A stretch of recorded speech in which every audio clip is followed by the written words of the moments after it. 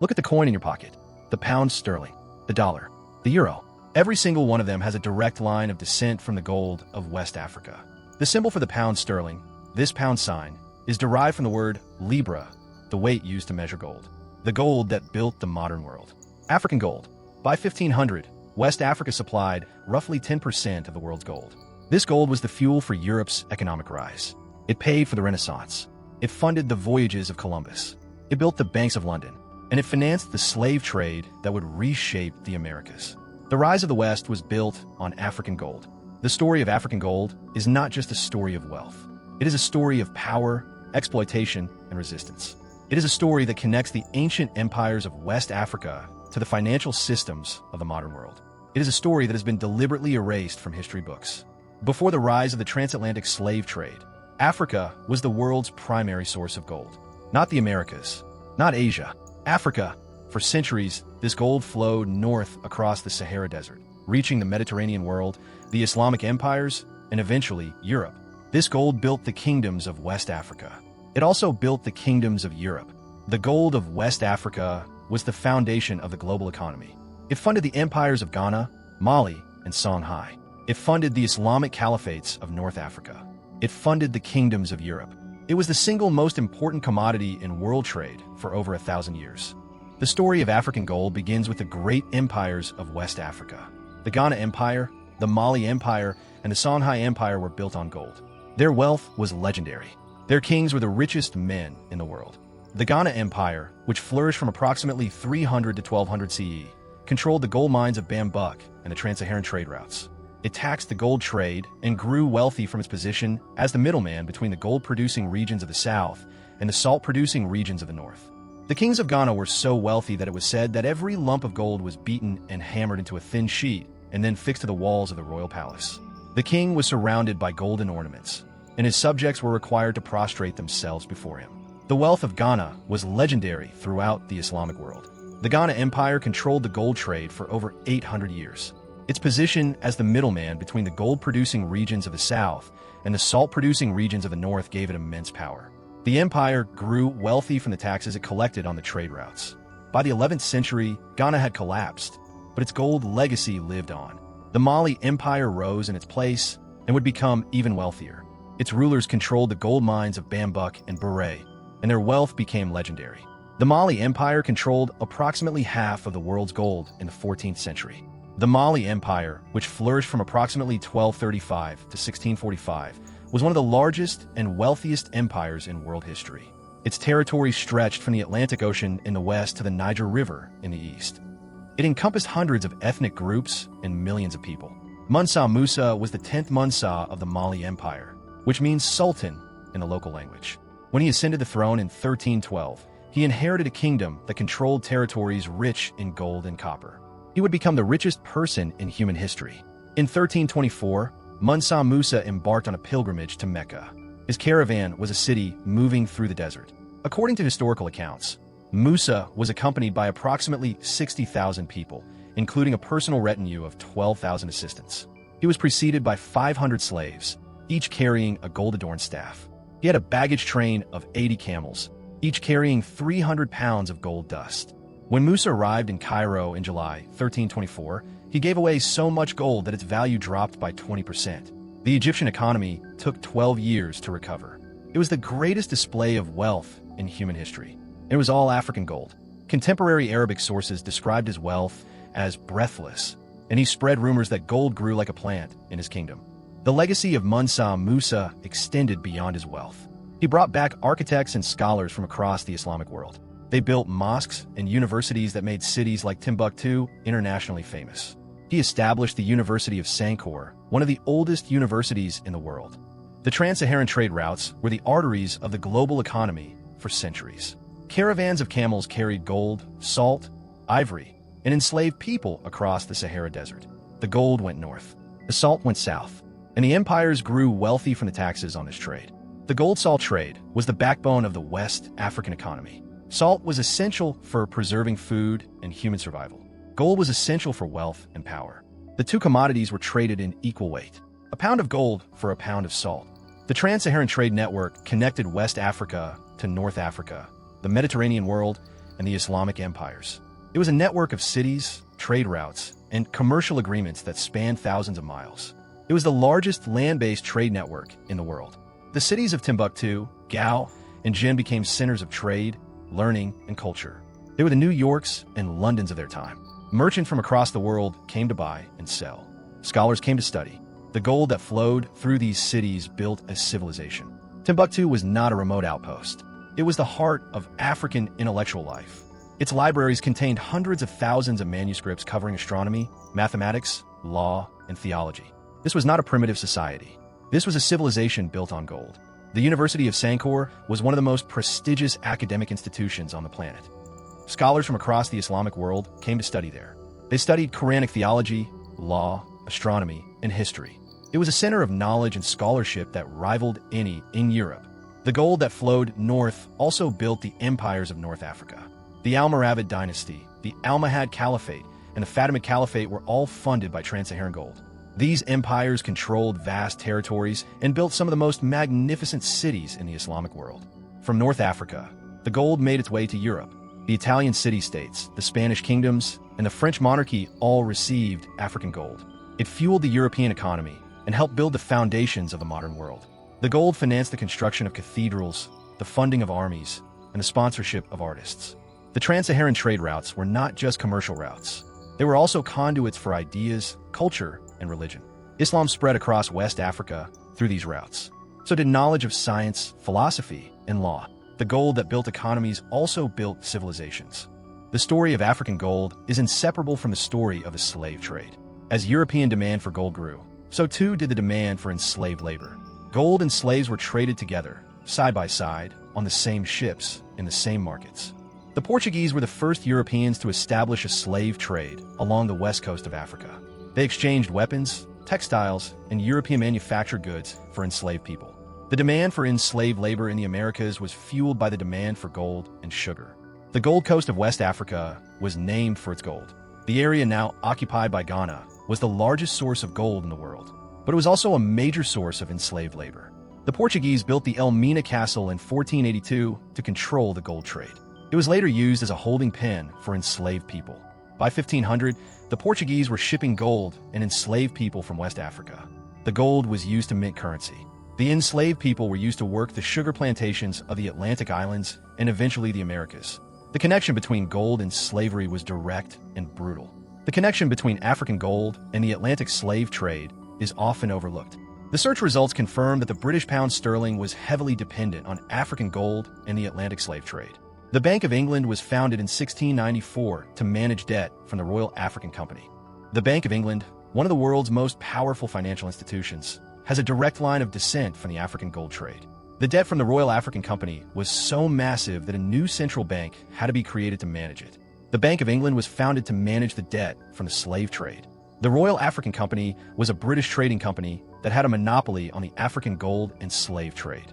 Between 1672 and 1731, it transported approximately 100,000 enslaved people from Africa to the Americas. It was one of the most profitable companies in British history. The pound sterling, the British currency, was heavily dependent on African gold and the Atlantic slave trade. The pound sign is derived from the word libra, the weight used to measure gold. The gold that built the British economy was African gold. The wealth that built the British Empire was African wealth. The dollar sign, the euro sign, the pound sign, they all have a direct line of descent from African gold. The weight of gold, measured in libra, gave us the pound sign. The Spanish peso, based on gold and silver, gave us the dollar sign. The global currency system is built on a foundation of African gold. While the trans-Saharan trade routes carried gold north to Europe, another trade network carried gold east to Asia. The Indian Ocean Trade Network connected Africa to the Middle East, India, and China. Gold flowed east as well as north. This trade network was maritime and equally significant. The Swahili coast of East Africa was a vital link in the Indian Ocean trade. Cities like Kilwa, Mombasa, and Zanzibar were centers of commerce, culture, and political power. They traded gold, ivory, enslaved people, and exotic goods with merchants from across the Indian Ocean world. The Kingdom of Matapa, in what is now Zimbabwe, was a major gold producer. Its gold was traded along the Indian Ocean network. It reached India, China, and the Middle East. The Portuguese were so eager for Matapa's gold that they launched a military campaign to control it in the 16th century. The Kingdom of Matapa was a powerful state in southern Africa from the 15th to the 18th centuries. Its gold wealth made it a target for European powers. The Portuguese attempted to conquer Matapa, but were repeatedly defeated by the local armies. The Matapa Kingdom resisted Portuguese colonization for over 200 years. But the Portuguese did not give up. They continued to trade and negotiate with Matapa, eventually establishing a presence in the region. The gold they obtained from Matapa and other southern African kingdoms was used to mint currency and finance European expansion. The Portuguese Empire, one of the first global empires, was built on African gold. The Indian Ocean gold trade was distinct from the trans-Saharan trade. It was a maritime network that connected Africa to the vibrant economies of Asia.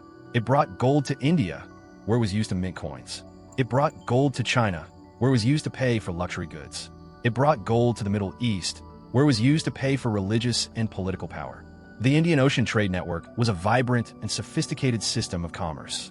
It involved merchants from across the world, speaking different languages, practicing different religions, and trading different goods. African gold was the foundation of this system. Without African gold, the Indian Ocean economy would not have existed. The global gold supply was African gold. Whether it flowed north across the Sahara or east across the Indian Ocean, African gold was the foundation of the world economy. African gold made the modern world possible. It built empires, funded wars, and connected continents. African gold did not just build the past. It built the world we live in today. The global financial system, the banking industry, and the currencies we use all have a direct line of descent from African gold. The British pound sterling was founded on gold from West Africa. The Royal African Company, which had a monopoly on the African gold trade, was one of the most important economic institutions in British history. The Bank of England was founded to manage its debt. The gold standard, which was the global monetary system for centuries, was based on African gold. The United States adopted the gold standard in 1873. The United Kingdom adopted it earlier. The world's currencies were valued based on their gold content, and that gold was largely African. The gold standard created a system of global commerce that allowed for the expansion of trade and investment. It facilitated the Industrial Revolution by providing a stable monetary system for investment and trade. Without African gold, the gold standard would not have existed. Without the gold standard, the Industrial Revolution would have been delayed. African gold also funded the cultural achievements of Europe. The Renaissance, the flowering of art and culture in Europe, was funded by African gold. The Medici family, patrons of artists like Michelangelo and Leonardo da Vinci, built their wealth on trade, including the gold trade. African gold paid for the Sistine Chapel. It paid for the sculptures of Michelangelo. It funded the masterpieces of the Renaissance. African gold funded the age of exploration. The voyages of Columbus, Vasco da Gama, and Magellan were paid for with gold. Without African gold, the European powers would not have had the resources to explore the world. The modern global world would not exist. African gold funded the slave trade.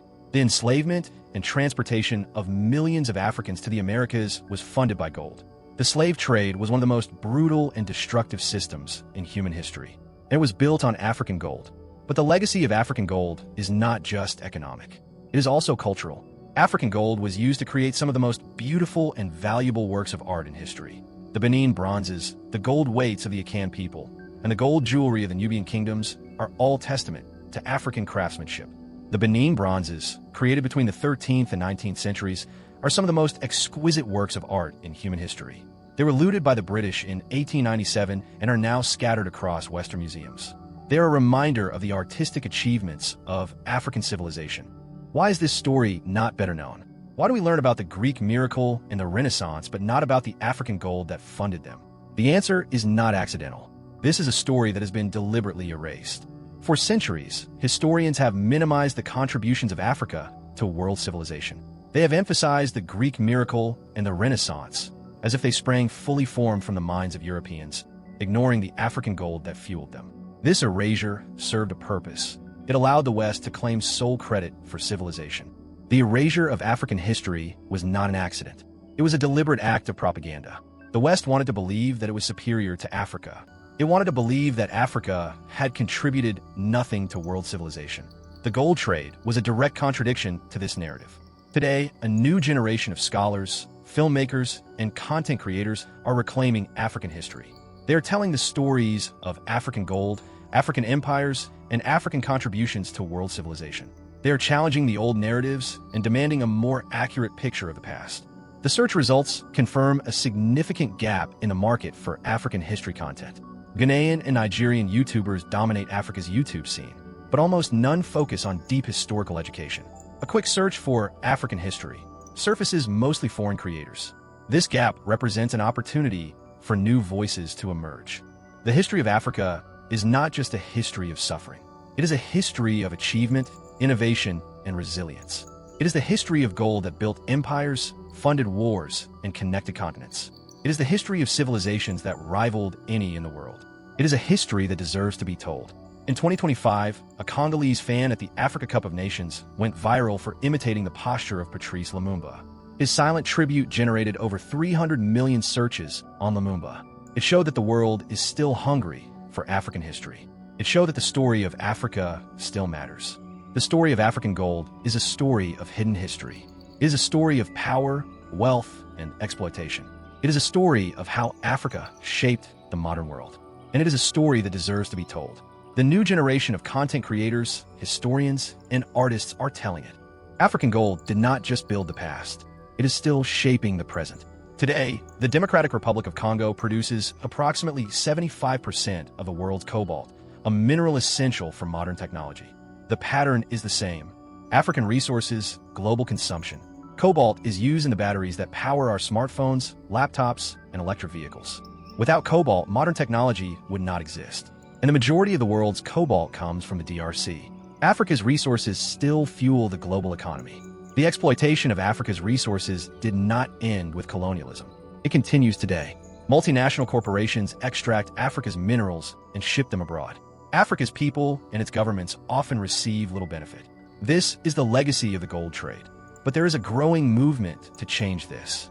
African leaders and activists are calling for the end of resource exploitation. They are demanding fair terms and a share of the benefits of their own resources. This is the legacy of the struggle that began with the gold trade. The story of African gold is not just a story of the past. It is a story of the present and the future. It is a story of how Africa has been exploited and how Africa is fighting back. It is a story that connects all of us to the history of the modern world. African gold made the modern world. It built empires, funded wars, and created the global economy.